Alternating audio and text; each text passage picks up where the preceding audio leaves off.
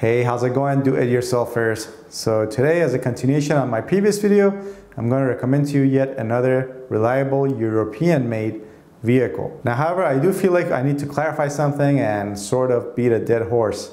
And that is, in my previous video, I recommended a reliable Audi for under $3,000. Now, a lot of comments were made that, hey, if you have $3,000, you should buy a Toyota Camry. Now, I do agree that a Toyota Camry, if it's of a certain vintage, or let's say an age or generation, is going to be, generally speaking, more reliable than an Audi. But again, my video was a reliable Audi for under 3,000 bucks. That video was obviously made for people that were looking for a reliable Audi for under 3,000 bucks. So now in this video, we're going to cover a reliable European car that you may be able to get for under 2,000 bucks. All right, so enough of that. Now, this reliable European made car is going to be none other than a 1994 to 1997 Volvo 850. Now these cars come with either an inline 5-cylinder 2.4 liter dual overhead cam naturally aspirated engine or an inline 5-cylinder 2.3 liter dual overhead cam turbo engine. These cars come with either a 5-speed manual transmission or a 4-speed automatic transmission.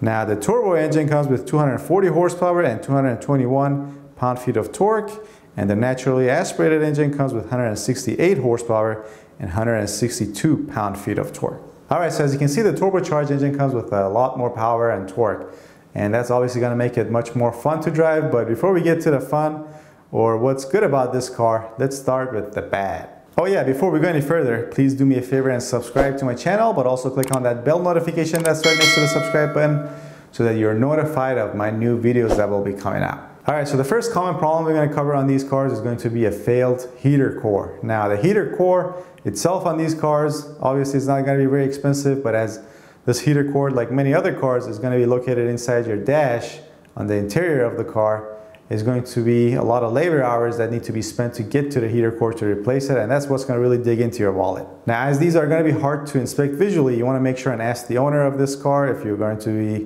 buying one of these, whether they've had this replaced or whether they know the previous owner before them replaced these or not. Alright, so the second item that could fail on these cars is going to be the PCV system, or the positive crankcase ventilation system on these cars. Now this is obviously going to be a lot easier to inspect visually, and you basically want to inspect it, all the rubber hoses for cracks. Now this system could obviously also be clogged up, or the valve could have failed. Another easy test you can do is with the engine running. You can simply remove the oil cap, and if there's a lot of blow-by, that's not a good sign. Either the PCV system could be clogged, or you might have a worn engine. Alright, so the third common issue with these cars is going to be a failed thermostat and an engine coolant temperature sensor. Now, I used to own a 96 Volvo 850, and in fact 6 years ago I made a video and put it on this channel on how to replace the thermostat and the engine coolant temperature sensor on this specific car. Now the thermostat is obviously a maintenance item and it has to be replaced usually when you replace your water pump as good measure, but the engine coolant temperature sensor is not really a maintenance item and it should last a long time. But in any case, even if these fail, as you're seeing on the screen hopefully, accessing these and replacing them takes really under 30 minutes. Alright, so the next thing you need to know about these cars or their engines, which in my opinion is not a problem, however, you do need to know about this, and that is that these engines are interference engines, and they do come with a timing belt which has to be replaced on time. Otherwise, if it's not replaced and if it breaks, the valves will hit your pistons, and at the very least you're going to need to replace or rebuild the top end or the cylinder head of your engine. In so many words, if you don't replace the timing belt on time, you're going to be out a lot of money. Alright, so enough of the negativity. Now let's start with the positive, or what's great about these cars. And to start off, the engine and the transmissions on these cars, whether it's the automatic or the manual transmission, they're really solid engines and transmissions. They last a long time with proper maintenance.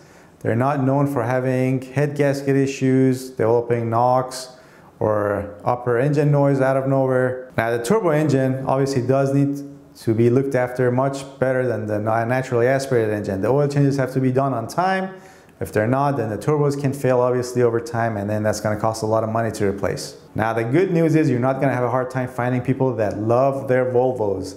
And when they love their cars, people usually take care of them. You know, they do the maintenance on time, they do the oil changes on time, they keep records, and especially the turbocharged engine on these cars, you know, it gets good gas mileage. It's also a lot fun to drive.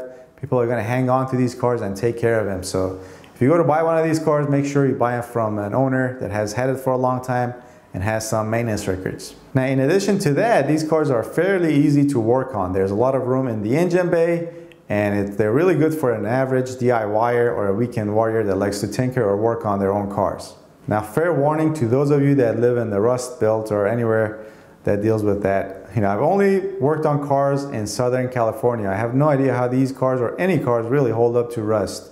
So you want to make sure you do some research on how these hold up to rust, or you inspect the car properly before you buy it as far as rust damage goes. Now, the engines on these cars were also used in the newer S70 and C70 Volvos as well. But the newer Volvos that had these engines, you know, the engines were obviously good, but those, for whatever reason, had a lot of other minor issues, like, or at least minor to some.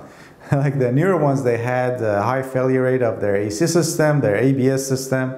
I think the ABS module went bad or had a high failure rate, and also other evap sensors as well. And those, you know, they're not obviously going to leave you on the side of the road, but, you know, all of that is going to dig into your wallet. So yeah, if I only had $2,000, but I wanted a European car, or to be specific, a Volvo, I would look into a 1994 to 1997 Volvo 850. And personally, I would look for a turbocharged one that has had the same owner for, I would say, at least more than the last 3 to 4 years, with good maintenance records. Yeah, the turbocharged one is just going to be simply a lot more fun to drive, and also it gets much better gas mileage. So that's it for today. Don't forget to subscribe, hit that bell notification, and if you want to support me further, check out my other videos. All you have to do is to click on either this one right here, the one below it, or click on watch any of my videos in my suggestion box.